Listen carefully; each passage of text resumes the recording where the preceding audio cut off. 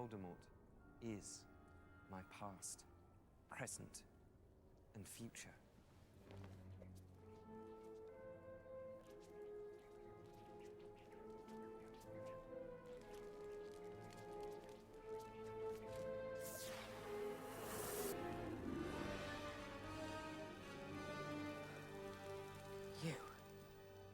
You're the heir of Slytherin.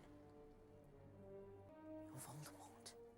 Harry Potter and the Chamber of Secrets, released back in 2002, was praised almost universally for its much darker presentation and themes over the first film, scoring much higher for both critics and general audiences alike.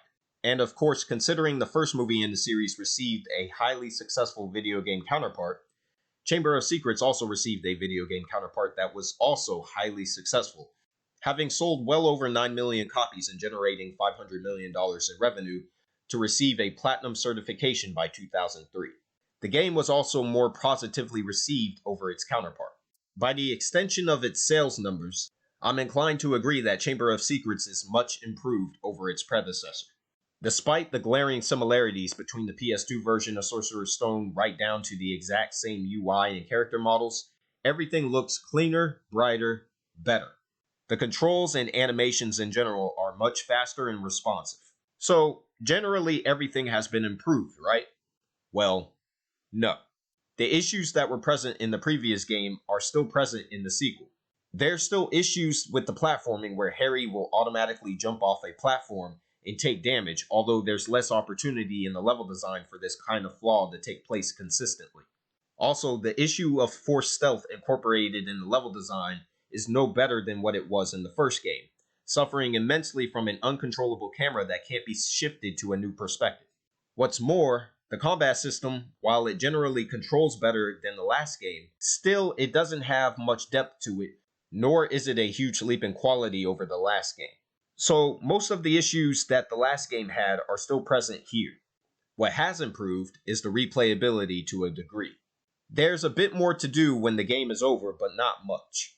You're given Harry's Nimbus 2000 to fly about the castle at will outside, and Quidditch is far improved over what it was in the last game, although the formula is still the same.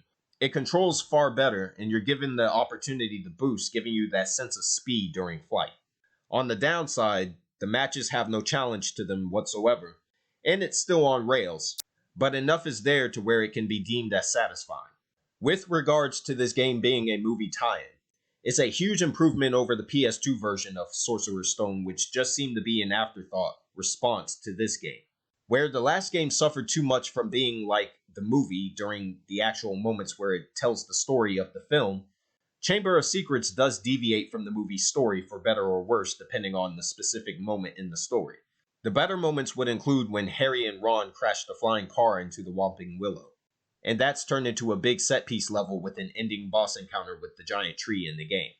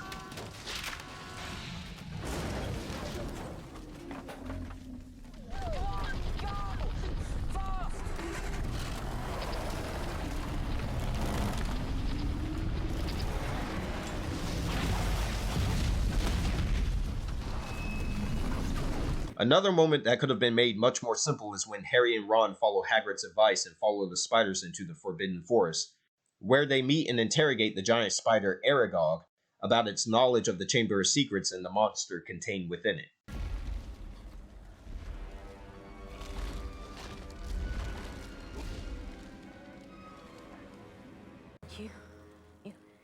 You're Aragog, aren't you? Yes. We'll just go. Go? I think not.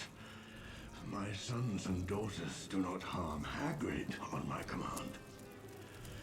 But I cannot deny them fresh meat when it wanders so willingly into our midst. Goodbye, friend of Hagrid. In the game, this moment also turned into a giant set piece where Harry must burn a giant web that's suspending Aragog up until it falls into a pit leading to a boss encounter. Where the game falls short is in other moments that were done much better in the movie. One example is the Quidditch match between Gryffindor and Slytherin, where Harry and Draco compete against each other while having to contend with a rogue bludger that's been enchanted to follow Harry in secret by Dobby, the house elf who is completely absent in the game.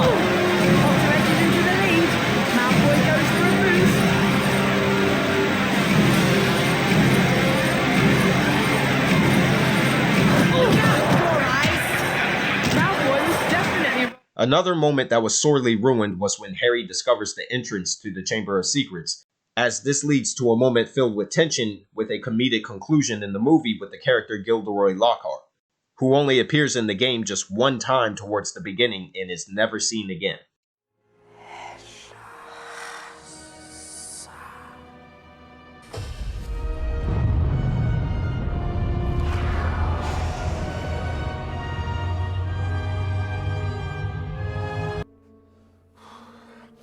Excellent, Harry. Good work. Well, then, I'll just be...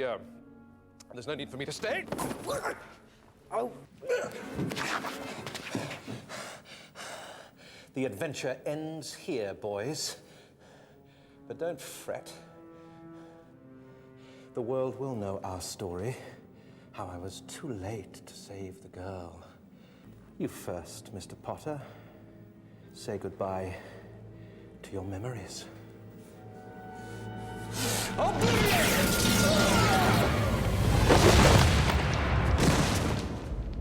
Go on, Harry. Okay then. Open up. English.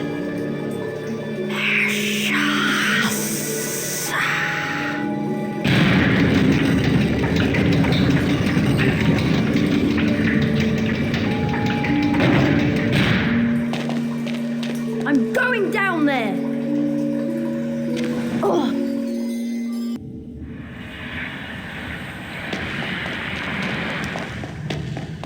As a result of these decisions, the game is very inconsistent with its quality in how it decides to tell the story of the movie. The one moment that matters the most, being the Basilisk boss fight at the end of the game, is nowhere near as good as the movie.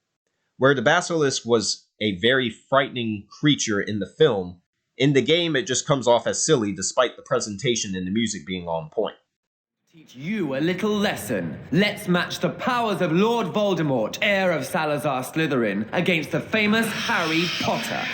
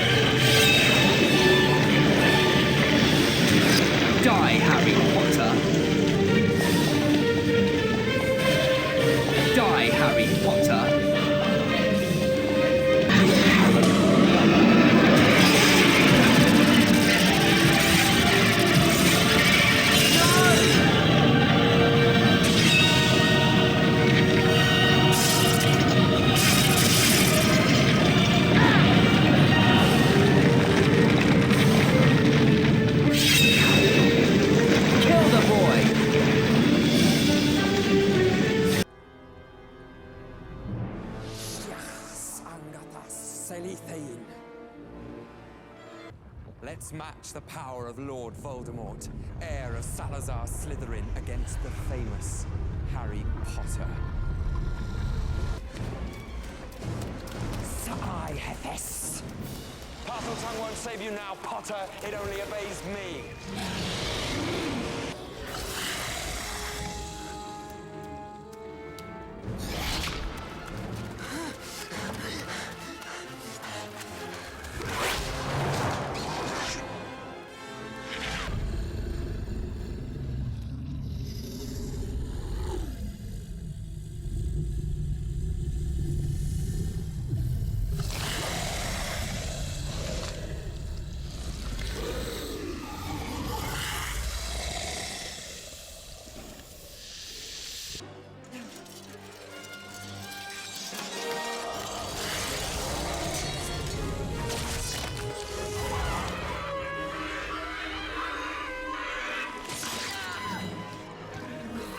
The character of Tom Riddle is also nowhere near as frightening in the game as he is in the movie, especially considering Tom Riddle is barely in the game anyway. Ultimately, the movie is simply much better than the game, a common theme for movie tie-ins. Harry Potter and the Chamber of Secrets, the game, however, is a good tie-in, despite its many flaws. But considering that EA at this point had exhausted the same 5-day, 5-night hub world formula 2 games now and counting, they effectively had one more attempt at this before the series needed a switch up, and I'll cover that in the next video.